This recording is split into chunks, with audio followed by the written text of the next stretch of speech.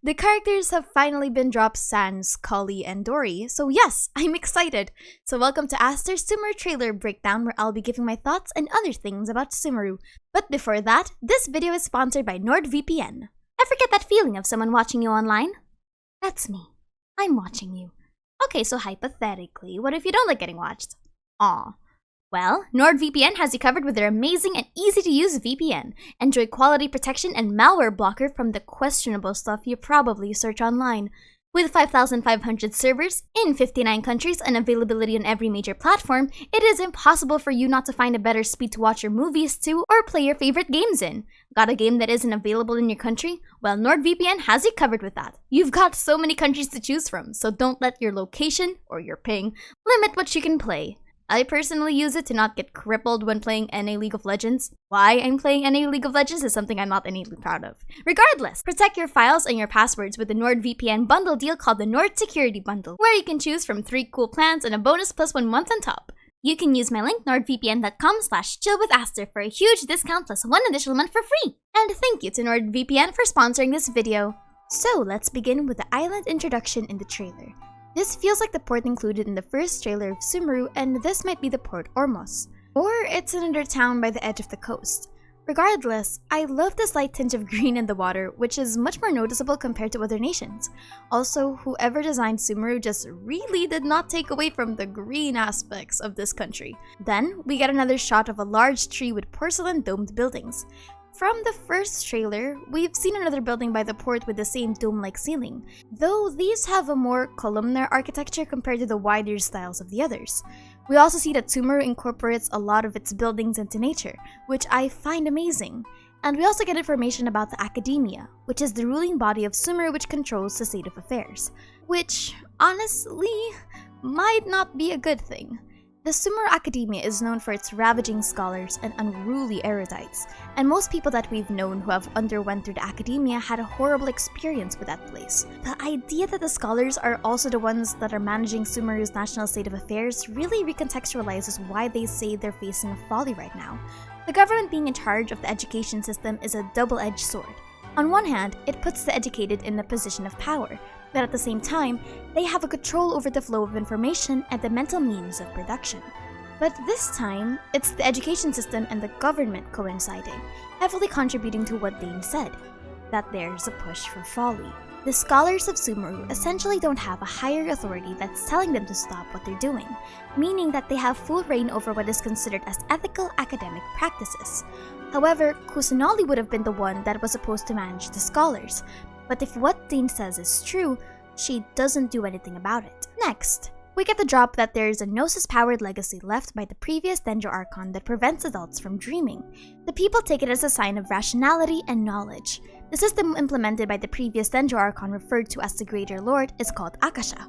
Akasha means sky or ether in traditional Indian cosmology, according to Wikipedia, which actually makes me wonder what the connections of the constellations, the fake skies, and dreams are.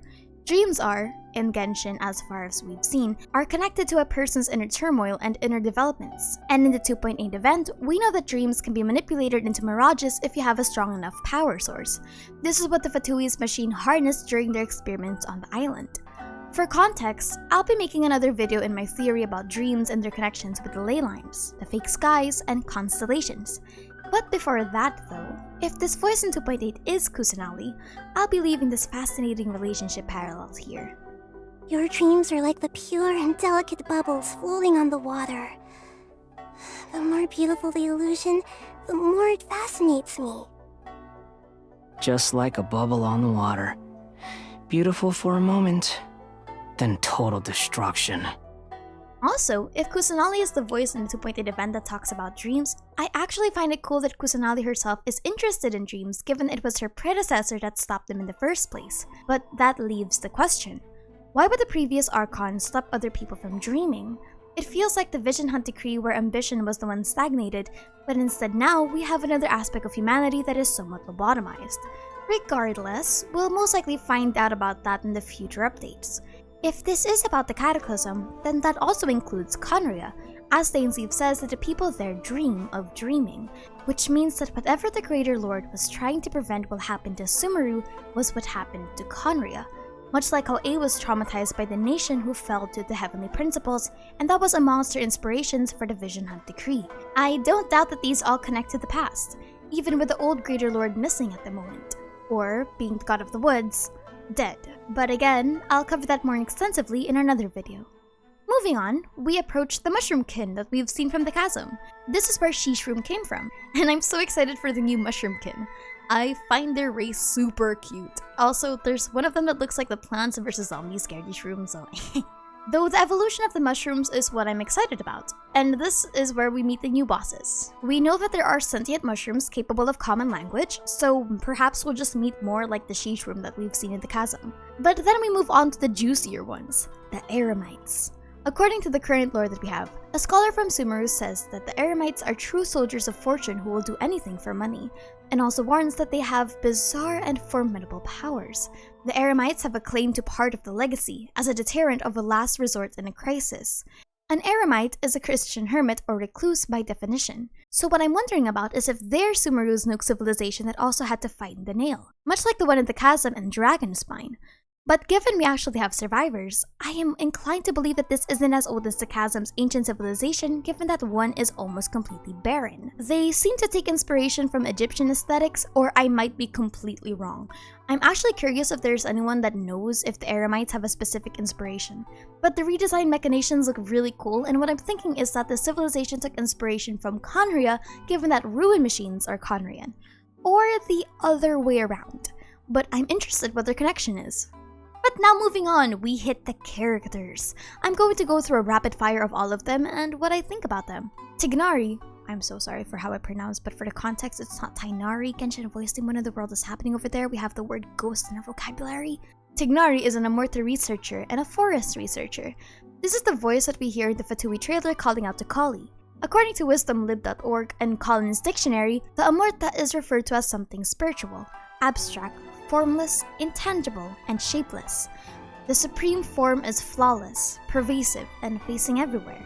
It can be perceived as the bliss of contemplation, the mark of which is supreme bliss, free of the qualities of its form and the rest, and devoid of limiting adjuncts and mediation. What he studies about specifically, though, is unknown, and we can guess that Tignari's research has something to do with the astral self or the dreams of others. We also meet Haitham, who is from the Haravatat branch of the academia. For context, the Sumeru Academia has 6 schools, 2 of which named in the game, one which specializes in studying the elements and the ley lines, and one which specializes in studying ancient runes. And this is where Haitham comes from. We see his design, and he has the same kind of device like the residents of Sumeru who have the Akasha device, but much bigger, strangely enough. Then we also have another building that looks similar to the Port Mosque that we saw in the first trailer. This is where we met the Haya, an Eremite who might also be a descendant of an old civilization much like the other Eremites.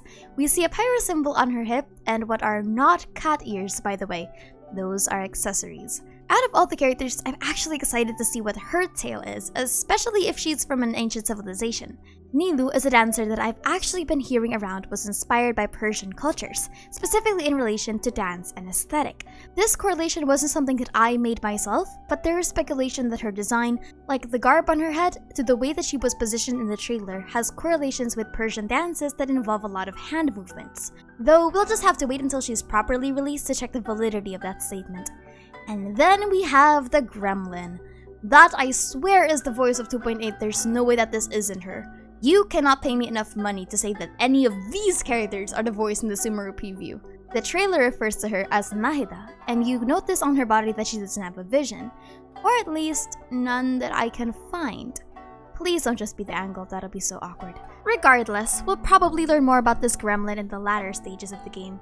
Then we finally have the man, the myth, the OG himself, Saino. He's referred to as the General Mahamatra. A Mahamatra was an officer of morality established by the Indian Emperor Ashoka. Their full title is the Inspectors of the Dharma. They were specifically a class of senior officials who were in charge of various aspects of administration and justice. So given that in the manga, Saino was one of the people that were sent by Lisa's teacher to help Kali, we can see that Saino's role is someone that reinforces authority and peace. Especially since he knows about the lesser banishing ritual. Given that the Sumeru Academia, according to the trailer at least, is also an authoritative entity of Sumeru, I can almost see Saino as maybe a secret police, or maybe at the same government level as maybe someone like Kachin, Ganyu, or even Yelan. But nevertheless, we see an electro symbol on him, so new electro polearm? But yes, that's it for me. As I said a while ago, I'll be expanding on the story of the dreams and perhaps connecting that with someone else. Thank you again to NordVPN for sponsoring this video, and don't forget to click the link below for a 1-month bonus. And yeah,